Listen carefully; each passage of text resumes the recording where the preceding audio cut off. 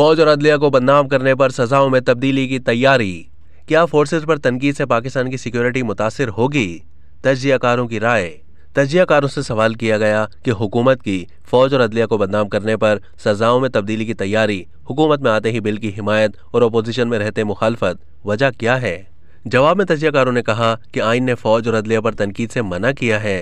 अगर सियासतदानों की red line है तो इलेक्शन कमीशन, अदलिया और फौज की भी रेड लाइन होनी चाहिए। सलीम साफी ने कहा है कि सोशल मीडिया पर फौज और अदलिया से मुताल्लिक जो ज़बान इस्तेमाल की जाती है उसकी दुनिया में कहीं मिसाल नहीं मिली।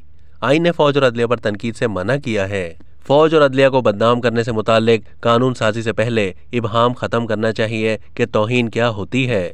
मुझ पर फौज और अदलिया पर तनकीद की कदगन लगाई जा रही है तो अदलिया की भी कुछ हुदूद है।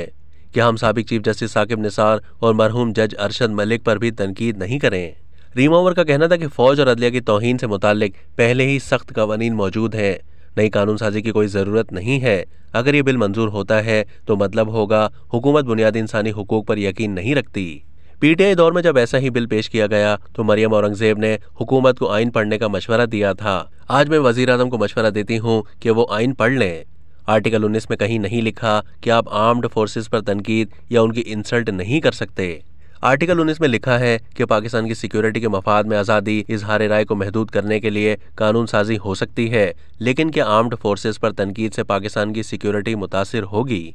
अब तक के लिए इतना ही। मज़ीद मालूमात के लिए डेली जंग के यूट्यूब चैनल को सब्सक्राइब कीजिए।